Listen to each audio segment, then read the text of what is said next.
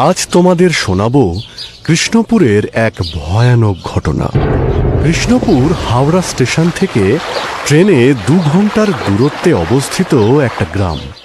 ওই যে চায়ের দোকানটা দেখছো, ওটা হলো বনমালীর চায়ের দোকান। আর বনমালীর চায়ের দোকানে সন্ধে হলেই ভিড় জমায় এই 3 মক্কেল, অভিজিৎ, দামোদর ও বিনোদ। অভিজিৎ পেশায় স্কুল শিক্ষক, দামোদর পেশায় চালের ব্যবসায়ী, বিনোদ হল পূজারী। সারা দিন ঈশ্বর সাধনা আর বিভিন্ন মন্দিরে পৌরোহিত্য করে তার দিন কাটে। সারাদিনের কাজ মিটিয়ে শীত, গ্রীষ্ম, বর্ষা এই 3 জন বনমালীর দোকানে আসে। এইরকম এক ঝড় বাদলের রাতে 3 মক্কেলের আড্ডা বসল বনমালীর চায়ের দোকানে। এই তোমরা শুনেছ, এই আমাদের ভোম্বলের জেঠিমার অবস্থা ভালো নয়। জমে মানুষে টানাটানি করছে, এই যায় তো সেই যায়।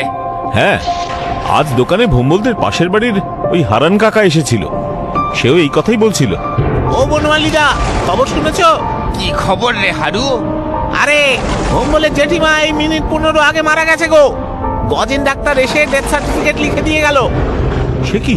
হ্যাঁ গো, আমি ওদের বাড়ির দিকে যাচ্ছি, তোমরাও পারলে এসো। এতক্ষণ তো আমরা সবাই ভোম্বলের জেঠিমার কথাই বলছিলাম, আর সেই মানুষটাই। হ্যাঁ গো বনমালীদা, আমারও কিরকম গাটা ভার হয়ে আসছে গো। যে মানুষটার নামে এতক্ষণ কথা বলছিলাম, সেই মানুষটাই মারা গেল। একে ভর সন্ধেবেলা, তার মধ্যে একাদশী। অনেক দোষ পেল মারা যাওয়ার সময়। উফ, যত সব ভিতর ডিম। এতে আবার গা ভার হয়ে আসার কি আছে? মানুষটা তো এতদিন ধরে ভুগছিল, একদিন না একদিন তো মরার কথাই ছিল। তাই শোনো, এখন ভয়টায় না পেয়ে চলো ভোম্বলদের বাড়ি যাই। ওদের এই দুঃখের দিনে পাশে গিয়ে দাঁড়ানোটা আমাদের সামাজিক কর্তব্য। চলো সেটা পূরণ করব। হ্যাঁ হ্যাঁ, চলো এগিয়ে যাই। বাড়িতে একজন মারা গেছে, আর সেখানে বাকিরা দরজায় দাঁড়িয়ে আছে। কেউ মৃতদেহের সাথে নেই। এটা দেখে দামোদর, বিনোদ এবং অভিজিৎ 3 জনেই চমকে ওঠে। পরস্পরের দিকে তাকালেও কিছু বলতে পারে না। ভোম্বল, তোর জেঠিমার খবরটা পেয়েছি, সেটা শুনেই আমরা এলাম। সত্যি খুব খারাপ লাগছে। ওনার আত্মার শান্তি কামনা করি। আচ্ছা, তোরা 3 জনেই এখানে, তাহলে জেঠিমার মৃতদেহের সাথে কে আছে? তারপর ভোম্বলের মা ভয়ার্ত গলায় যা বলল, তা শুনে সকলের শিরদাঁড়া দিয়ে ঠান্ডা হিমের স্রোত বয়ে গেল। ওরে বাবারে, ভূত ভূত ভূত! পালাও পালাও পালাও পালাও, সকলে পালাও! ভোম্বলের মরা জেঠিমা আবার বেঁচে উঠেছে। যাকে ডাক্তার একটু আগে মৃত বলে ডেথ সার্টিফিকেট দিয়ে গেল, সেই মানুষ এখন খাটের উপর উঠে বসে আছে। কি কি বলছেন? মরা মানুষ বেঁচে উঠেছে? এসব হয় নাকি? হ্যাঁ রে বাবা, হয় হয়, আলবাত হয়। আমরা নিজেরা গিয়ে দেখে এসেছি। ফিরে চলো অভিজিৎ, বিনোদ, ফিরে চলো ফিরে চলো। পাড়ার বাকি লোকদের নিয়ে তারপর আসবো। এখন ওই ঘরে যাওয়ার কোনো দরকার নেই। উফ, আবার এই ভয় পাওয়া শুরু হলো। কতবার বলেছি না, ভূত প্রেত বলে কিছু হয় না, সবই মানুষের ভুল ধারণা। ভোম্বল, তুই আমার সাথে জেঠিমার ঘরে চল, আমি গিয়ে দেখতে চাই। ঠিক আছে, চলো। কে কে গো তোমরা? তোমরা একটু ভোম্বলকে ডেকে দেবে? কখন থেকে ডাকছি, কেউ আমার ঘরে আসছে না। মনে হচ্ছে আমি যেন ভূত। আমার কাছে এলেই আমি ধরে খেয়ে ফেলবো।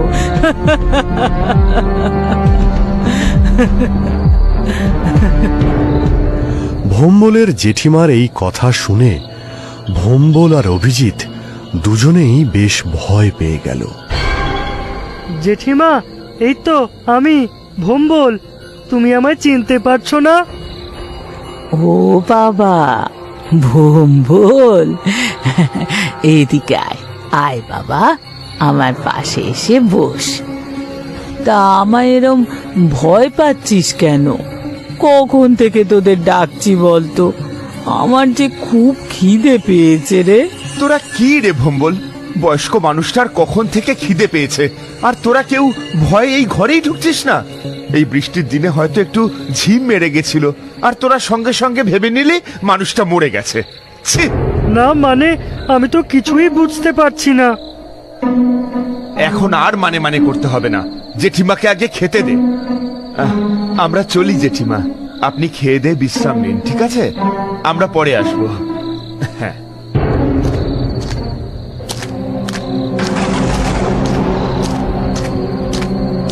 অভিজিৎ, বিনোদ, একটু দাঁড়াও তো, আমার মনে কিছু প্রশ্ন ঘুরছে। বলো, কি ভাবছো? কেসটা কি হলো বলো তো? এতগুলো লোক যে মানুষটাকে মৃত ভাবলো, সেই মানুষটাই হঠাৎ করে খাটের ওপর উঠে বসে পড়লো। মরা মানুষ জ্যান্ত হয়ে গেল। আরে বললাম না, জেঠিমার বয়স হয়েছে। এই বৃষ্টির মধ্যে হয়তো শরীরে অক্সিজেনের পরিমাণও কমে গিয়েছিল, তাই দেখে বাকিরা সবাই ভেবে নিল যে বুড়ি মরেই গেছে। আচ্ছা অভিজিৎ, বলো তো, ডাক্তারও ভুল দেখলো? সেও জ্যান্ত মানুষের ডেথ সার্টিফিকেট লিখে চলে গেল। আরে তোমরা তো জানোই গজেন ডাক্তারের কতটা বয়স হয়েছে, চোখে ছানি পড়েছে, ভালো মতো দেখতেই পায় না। কি দেখতে কি দেখেছে? আরে ভাই, মানুষটা মরেনি, বেঁচে আছে, এতে তো সকলের খুশি হওয়ার কথা, তা না? আমি কিন্তু খুশি হতে পারছি না। হাওয়ায় যেন কারুর অকাল মৃত্যুর আভাস পাচ্ছি। আরে কি সব বলছো পুরুত? এই দেখো, ওইসব নিয়ে অত ভেবো না তো। চলো, রাত্রি অনেক হলো, যে যার বাড়ি ফিরে যাই। আবার বৃষ্টি নামলো বলে। বৃষ্টি তো একেবারে ঝেঁপে আসছে। চলো চলো, যে যার বাড়ি ফিরে যাই।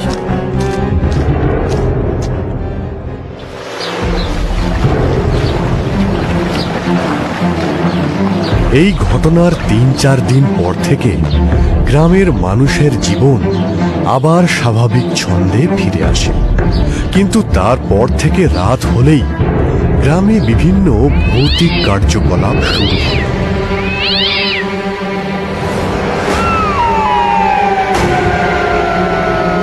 গ্রামের প্রায় সকল বাড়ি থেকেই গবাদি পশু উধাও হতে শুরু করে। আজ কারোর ছাগল ছানা উধাও, হয়তো কাল কারোর হাঁস, তো পরশু কারোর মুরগি। গ্রামবাসীদের তো মাথায় হাত। ভয়ে সন্ধে হলেই ঘরের দোর আটকাতে শুরু করে দেয় গ্রামবাসীরা।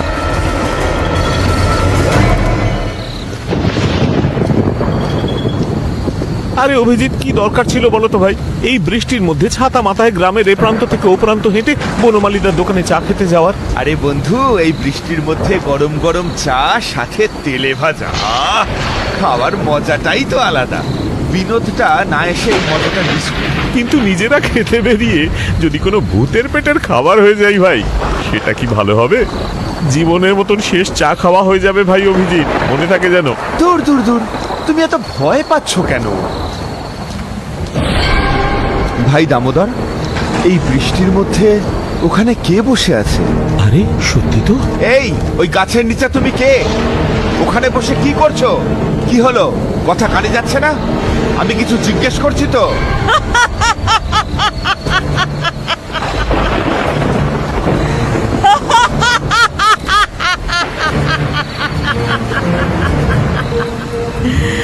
আমি কে জানার খুব শখ না তোদের?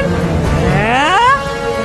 আয়, আয়, এবারেকার মতো ঘর মটকায়। আয়, আয়, আয়।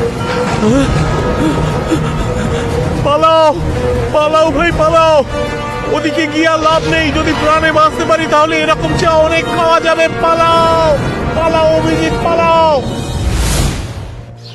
আমার মায়ের পায়ের জবা হয়ে ওঠ না ফুটে মন, আমার মায়ের পায়ের জবা হয়ে ওঠ না ফুটে মন।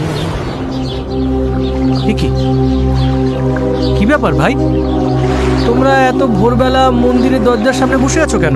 কি বলবো ভাই বিনোদ, কাল রাতে আমাদের সঙ্গে যা ঘটেছে সেটা ভাবলেই আমার এখনো সারা শরীর কাঁপছে। সারা রাত বাড়ি ফিরতে পারিনি। কেন, কি এমন হয়েছিল যে তোমরা রাতে বাড়ি ফেরোনি? শোনো, আমি তোমায় সব খুলে বলছি। এই, ওই গাছের নিচে তুমি কে?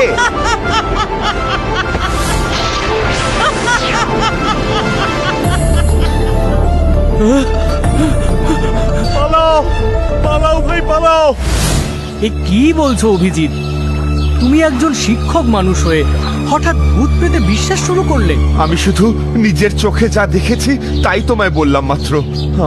আমার একার ভুল হতে পারে, কিন্তু আমার আর দামোদর দুজনের একসাথে একই ভুল কি করে হয়? তোমাদের কি সেই বুড়িটার মুখ মনে আছে? ওরে বাবারে, মনে থাকবে না? আর আমাদের আসল ভয়টা ওখানেই, কারণ ওই বুড়িটার মুখটা ছিল সম্পূর্ণ ভোম্বলের জেঠিমার মতো। কি আবল তাবল বলছো? মানুষটা বিছানার সাথে মিশে গেছে। সে নিজে কোনো মতে কষ্ট করে বিছানা থেকে ওঠে, সে কিনা গ্রামের রাস্তায় গবাদি পশু মেরে খাবে। আরে হ্যাঁ, তুমি বিশ্বাস না করলেও এটাই সত্যি। ওই চোখ, ওই মুখ আমি কোনোদিনও ভুলতে পারবো না। আচ্ছা আচ্ছা, ঠিক আছে, তোমার মনে হচ্ছে তো আমরা ভুল করছি। চলো চলো তাহলে আমরা তিনজনে মিলে এখন একবার ভোম্বলদের বাড়ি যাই, সেখানে গিয়েই দৃশ্যটা দেখি। ঠিক আছে, তাই চলো। হ্যাঁ, আমিও যাব।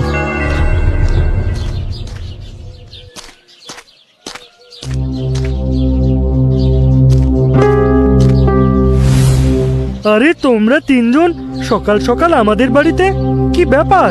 আরে না না, আমরা তিনজনেই এলাম তোর জেঠিমার সাথে দেখা করতে। কয়েকদিন আগে যা অবস্থা গেল, আরে বাপ, সেই রাতের কথা ভাবলে আমার এখনো গায়ে কাঁটা দেয়। তাই ভাবলাম ওনার একবার খোঁজ নিয়ে যাই। উনি কেমন আছেন, একবার দেখা করা যাবে? না গো, জেঠিমার সাথে দেখা করা যাবে না। সেদিনের পর থেকে জেঠিমা কিরকম হয়ে গেছে জানো তো? সারা দিন ঘুমায়, লাখ ডাকলেও কিছুতেই ঘুম থেকে উঠতে চায় না। সারাদিন কারোর সাথে কথাও বলে না। না না, আচ্ছা আচ্ছা, ঠিক আছে, উনি যখন সারাদিন বিশ্রাম নেওয়াই পছন্দ করেন, তাহলে আমরা আর জোর করে ওনার সঙ্গে দেখা করব না। আমাদের শুধু খবরটুকুই নেওয়ার ছিল, এই যা। আচ্ছা ভোম্বল, একটা প্রশ্ন ছিল তোর কাছে। কি প্রশ্ন গো? আচ্ছা, গ্রামের যে এত বাড়ি থেকে হাঁস, মুরগি, ছাগল, সব গৃহপালিত পশুরা গায়েব হয়ে যাচ্ছে, তোদের বাড়ির কি অবস্থা? এটা তো আশ্চর্য ব্যাপার গো। যেখানে গ্রামের সব বাড়ি থেকে হাঁস, মুরগি, ছাগল হুটহাট করে গায়েব হয়ে যাচ্ছে, সেখানে আমাদের বাড়িতে এরকম কিছুই ঘটেনি। হাঁস, মুরগি, ছাগল সব তো দিব্যি ঘুরে বেড়াচ্ছে। বাহ বাহ বাহ, এ তো খুব ভালো কথা। ভালো হলেই ভালো। আচ্ছা ভোম্বল, আমরা তাহলে এখন চলি। অভিজিৎ, দামোদর, তোমরাও চলো। আরে তোমরা বলছিলে না তোমাদের কি একটা জরুরি কাজ আছে, তাড়াতাড়ি যেতে হবে। চলো চলো চলো, জেঠিমার খবর নেওয়া হয়ে গেছে, এবার চলো। হ্যাঁ, আসলাম রে। আচ্ছা বিনোদ, কি বুঝলে বলো তো? আমরা তো কিছুই বুঝতে পারলাম না। ব্যাপারটা আমার সুবিধের লাগলো না। ভোম্বলের কথায় বুঝলাম জেঠিমা অসুস্থ, বিছানা থেকে উঠতে পারছে না, বাড়িতেই থাকছে। তাহলে গতকাল রাতে আমরা গাছের তলায় কাকে দেখেছি? ওই জন্যই সন্দেহটা প্রগাঢ় হচ্ছে। শোনো, তোমরা দুজনে আজ সন্ধেবেলা ভোম্বলদের বাড়ির পেছনের ঝোপে আমার সাথে দেখা করো তো। আশা করি সব রহস্যের সমাধান আজকে রাতেই হবে।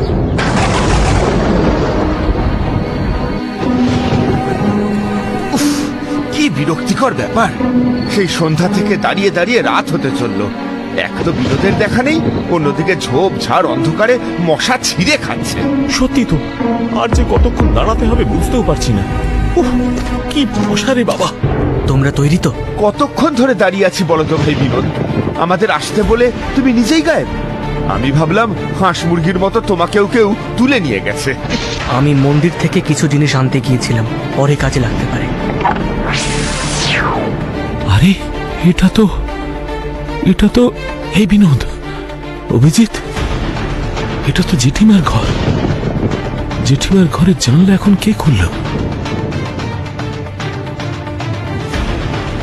চলো সবাই চুপচাপ জেঠিমাকে অনুসরণ করে সামনের দিকে এগিয়ে চলো। কেউ ভয় পাবে না, তিনজনে একসাথে থাকবে।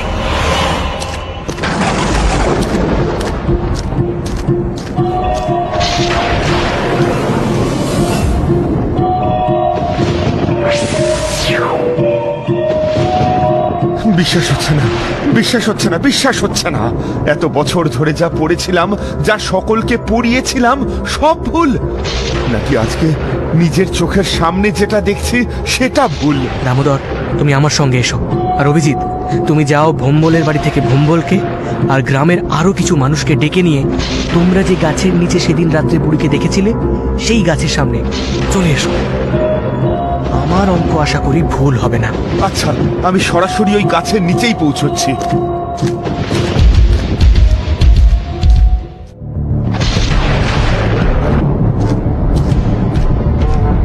ওই যে ওই গাছটা, হ্যাঁ হ্যাঁ, ওইটাই। ওই গাছটার সামনে সেদিন রাতে আমরা বুড়িকে দেখেছিলাম। বুড়িটাও ওই দিকেই যাচ্ছে। চলো আমরা ওই দিকেই এগোই। এই, কে আছিস? নিচে নেমে আয়। কি করছিস উপরে? কিরে, কথা কানে যাচ্ছে না? নেমে আয় বলছি। আমি তো ভোম্বলের জেঠিমা, আমায় চিনিস না? না, আমি জানি তুই ভোম্বলের জেঠিমা নোস। তোর আসল পরিচয়টা দে। আমি বললাম না আমি ভোম্বলের জেঠিমা। হবে রে, তোর সাথে সোজা কথায় কাজ হবে না। দাঁড়া।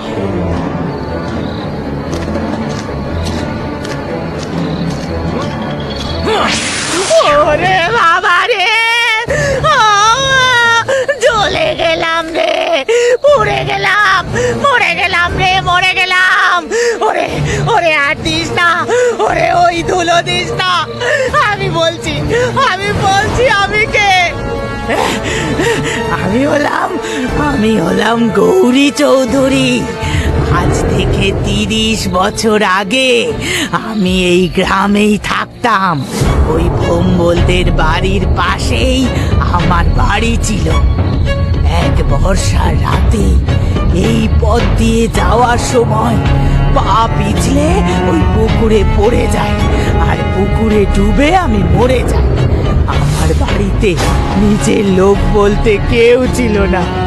এই গ্রামের লোকগুলো এতটা শয়তান ছিল যে কেউ আমার কোনো সংস্কারের ব্যবস্থা করেনি। ভোম্বলের জেঠিমার শরীর ছেড়ে দে, নইলে আমি তোকে বন্দি করে রাখবো।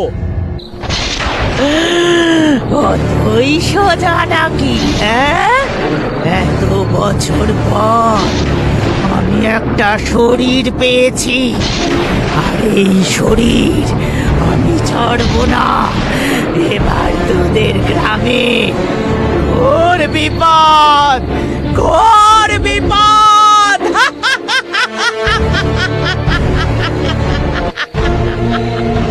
ভোম্বল, তুই তো সবই শুনলি। তার মানে তুই বুঝেই গেছিস এই গাছের ওপরে যে আছে সে তোর জেঠিমা নয়। তোর জেঠিমা সেই দিন রাতেই মারা গেছে। তাই আর দেরি না করে নিজের হাতে এই গাছে আগুন লাগিয়ে দে।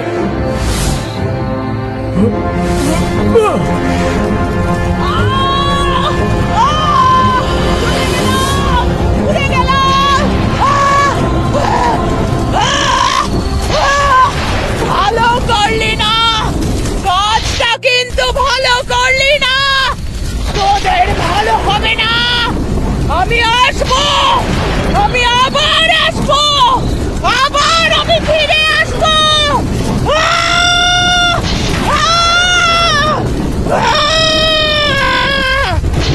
জানি না মৃতদেহ কতটা পুড়বে। শোন ভোম্বল, তোর জেঠিমার সৎকার করার সময় গৌরী চৌধুরীর আত্মার পিণ্ডদানের ব্যবস্থা করিস। 30 বছর ধরে অতৃপ্ত হয়ে ঘুরে বেড়াচ্ছে। এবার যেন সে মুক্তি পায়।